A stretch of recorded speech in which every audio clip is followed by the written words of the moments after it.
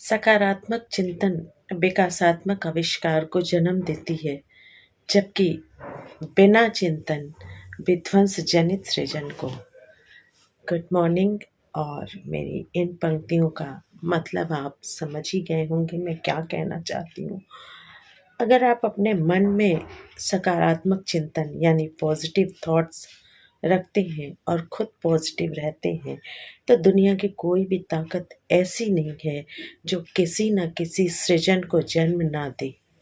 और मनुष्य सृजन के लिए ही सृष्टि पे आया है, चाहे वो अगली जनरेशन का सृजन करे, किसी संस्कारों का सृजन करे, गोल का सृजन करे, वैल्यूज का सृजन करे या फिर कुछ और।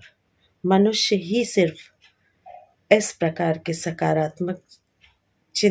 सकारात्मक आविष्कारों का सृजन कर सकता है। कहने को तो लोग ये कहेंगे कि अपने जनरेशन को जानवर भी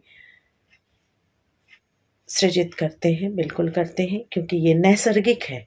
अगर ईश्वर इसमें सहायता करते हैं, अगर सृजन नहीं होगा तो ये समाज, ये देश, ये दुनिया आगे नहीं बढ़ेगी, ये सृष्टि यहीं समाप्त हो जाएगा। लेकिन मनुष्य को एक चिंतन वाली ईश्वर ने क्षमता प्रदान की है, और ये चिंतन की क्षमता सिर्फ और सिर्फ मनुष्य में है। आपने अक्सर देखा होगा, जब कोई जघन्य अपराधी या बहुत ज़्यादा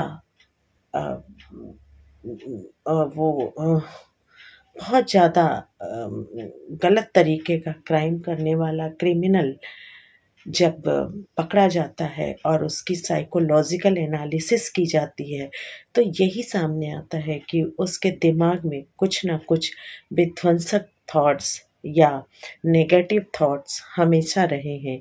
चाहे उसकी वजह कुछ भी रही हो, उसके परिवार में लड़ाई झगड़े रहे हों, या उसने लाइफ में कुछ ऐसा टॉर्चर फेस किया हो, फैमिली का, किसी रिश्तेदार का, पड़ोसी का, या किसी भी तरह से। तो कहने का मतलब मेरा ये है, और मैं ही क्या, कोई भी साइकोलॉजी, कोई भी मेडिकल साइंस यही कहती है कि हमेशा अपने थॉट्स को पॉजिटिव रखिए। परिस्थितियाँ कुछ भी हो, उनका हल तभी निकलेगा जब आप पॉजिटिविटी के साथ उसको सॉल्व करने की कोशिश करेंगे। और दुनिया में कोई भी प्रॉब्लम ऐसी नहीं है जो आपकी सोच से बड़ी हो। बस आपको ये देखना है कि आपकी सोच, आपकी चिंतन किस तरफ जाती है। देखिए, चिंता और चिंतन दो तरह की चीज़ें हैं। अक्सर लोग इसमें भेद करना मुश्किल समझते हैं। बस थोड़ा सा अंतर है। चिंता इंसान को खा जाती है और चिंतन इंसान का उत्तरोत्तर विकास करती है।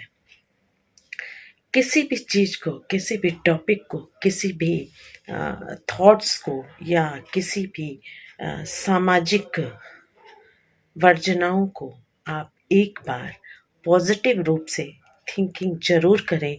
उसके लाइक और डिसलाइक्स दोनों देखें, नेगेटिव पॉजिटिव दोनों तरीके से देखें, और तब किसी भी डिसीजन पे पहुँचें या उसे आप एक्सेप्ट करें। सिर्फ किसी के कहने से एक्सेप्ट करना अंधभक्ति है। और आप भी जानते हैं, जब ब्लाइंड नेस के साथ आप किसी चीज़ को एक्सेप्ट करते हैं तो आपका दिल उसकी गवाही नहीं देता, या फिर वो आपका कहीं भी सृजन नहीं करता। इसलिए कुछ भी हो, देखिए, गलत कोई भी हो सकता है, सही कोई भी हो सकता है।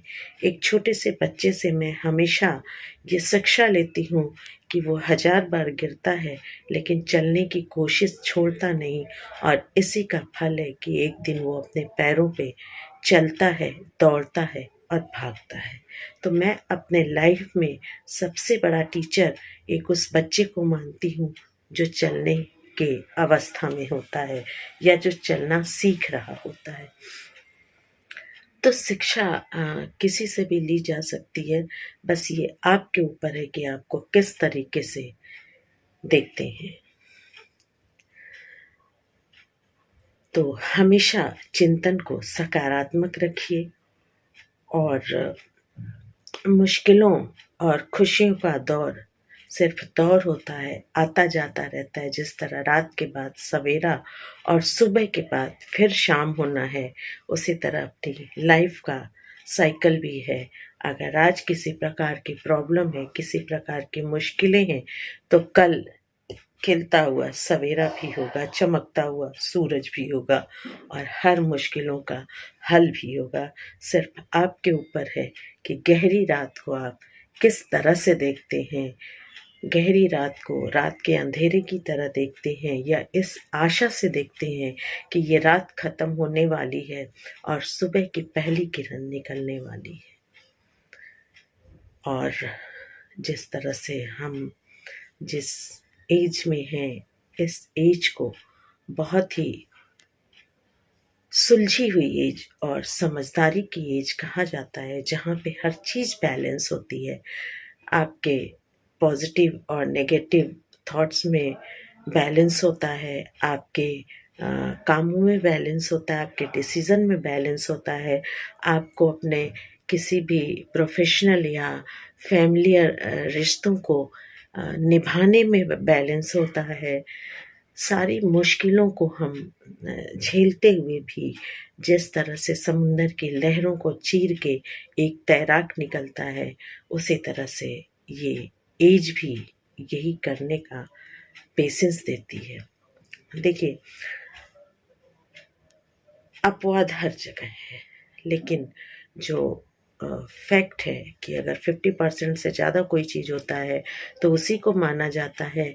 तो एक जो एकदम युवा हुआ व्यक्ति होता है 18 के बाद वाला, तो उसके में थोड़ी इतनी ज़्यादा तेज़ी होती है और इतना ज़्यादा उतावलापन होता है कि वो उस रिज़ल्ट के लिए पेशेंस नहीं रख पाता और इंतज़ार भी उन्हें अच्छा नहीं लगता।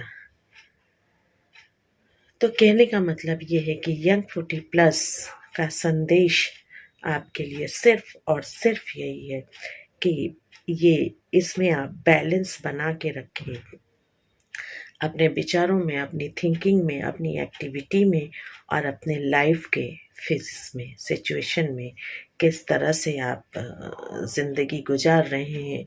लेकिन इन सब के बीच में एक जो मैं हमेशा कहती हूँ कि खुद पर भी ध्यान रखें, क्योंकि आपका शरीर, आपकी लाइफ, आपका सबसे बड़ा योगदान और सबसे बड़ी ड्यूटी है कि अपने आप का भी ख्याल रखें। कोई दूसरा आपका ख्याल करने नहीं आएगा और जब आप अपना ख्याल करेंगे तभी आप समाज के लिए एक माइंड सेट कर पाएंगे या अपने फैमिली वालों की देखभाल कर पाएंगे। और हमेशा की तरह यही कहूँगी, स्माइल पे कोई जीएसटी नहीं लगती, कोई टैक्स नहीं लगता। उसे चेहरे पे सजाए रखें और लोगों में बांटते फिरें। तो आज के लिए इतना ही। Always positive. अपना ख्याल रखें। Take care yourself, stay healthy and smile.